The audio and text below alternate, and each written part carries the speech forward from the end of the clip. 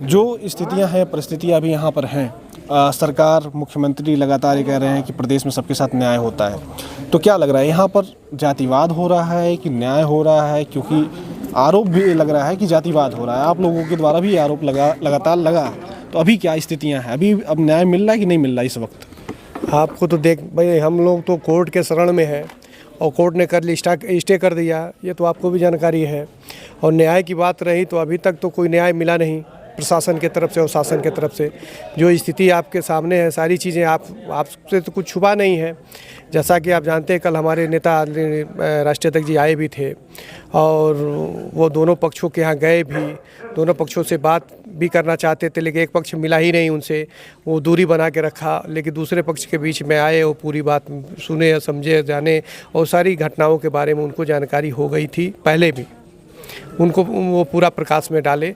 और न्याय की बात है तो सरकार की तरफ से कोई न्याय नहीं है, अभी तक तो अन्याय हो रहा है। जातिवाद तो चरम पे है, आप देख भी रहे हैं कि एक तरफ इसको किस रूप में देखा जा रहा था, ब्राह्मण बनाम यादव किया जा रहा था, जबकि जो मुख्य अभियुक्त जिसको बनाया गया वो ऑलरेडी ब्राह्मण है। ऑलरेडी 12 ब्राह्मण इधर से नामजद हैं, उसमें से यादव भी हैं, पाल भी हैं, राजभर भी हैं, अन्य बिरादरियों के लोग भी हैं। तो ऐसे में कहाँ से यादव वर्सेस ब्राह्मण हो गया?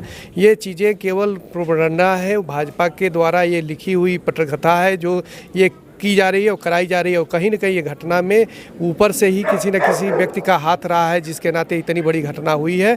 ये इसकी अगर न्यायिक जांच हो जाए तो निश्चित रूप से परत दर पर सारी चीज़ें खुल के सामने आ जाएंगी और लोगों को न्याय मिल जाएगा। अभी जो जाँच हो रही है उस पर आप लोगों को भरोसा नहीं है? नहीं, अभी तक तो कोई भरोसा है ही नहीं, अभी तक कोई जाँच हुई ही नहीं। अभी तक कोई जांच अगर हुई होती तो झूठ मूठ के इतने लोगों को फंसाया गया है। 50 अज्ञात लोगों के विरुद्ध मुकदमा दर्ज है, उसमें 27 लोग नामजद हैं। तो 27 नामजद में भी ऐसे लोगों का नाम है जो यहाँ दूर दूर तक कोई वास्ता नहीं रहा है, ऐसे लोगों को नामजद लोगों ने किया है।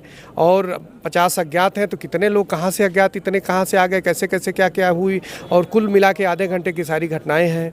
आप जानते भी हैं कि प्रेम यादव को बुलाया गया है और मैं तो ये कहता हूँ, शुरू से ही मैं कहता आ रहा हूँ कि प्रेम यादव को उस दिन अगर फ़ोन करके बुलाया गया तो इसकी जाँच होनी चाहिए कि किसने बुलाया। अगर जिसने बुलाया तो दोषी तो वही है, अपराध वो उसने किया, मारा उसी ने।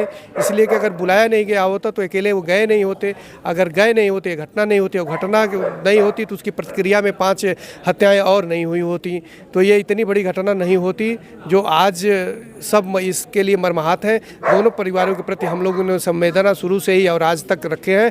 भाजपा के लोग केवल एक जगह अपना नज़रिया रखे हुए हैं और केवल आप जानते भी हैं कि केवल देवेश दुबे और ब्राह्मण परिवार के बीच में ही भाजपा के लोग गए, चाहे वो मुख्यमंत्री हो, उप मुख्यमंत्री हो, मंत्री हो, विधायक हो, सांसद हो या उनके छोटे भैया नेता हो, चाहे जो भी नेता हो, वो सब के सब उनके ही पास गए। कोई व्यक्ति भारतीय जनता पार्टी का एक नेता, कार्यकर्ता या उसके मंत्री कभी प्रेमचंद यादव के घर न पूछने आए, न कभी फ़ोन से, टेलीफोन से हाल चाल लेने का काम किए। देखिए, यह ज़रूरी है कि जानना कि आखिर घटना जो हुई उसका शुरुआत कहाँ से हुई, क्योंकि ये लगातार लोग भी कह रहे हैं और आप भी सोचते होंगे कि कहाँ से शुरुआत हुई। तो उसका पुलिस कब खुलासा करेगी, ये देखने वाली बात होगी। आपको क्या लगता है कि न्याय एक तरफा हो रहा है या सरकार जो कहती सबका साथ, सबका विकास और सबका विश्वास, उस तरीके से काम कर रही है? कमेंट करके बताइएगा। नमस्कार।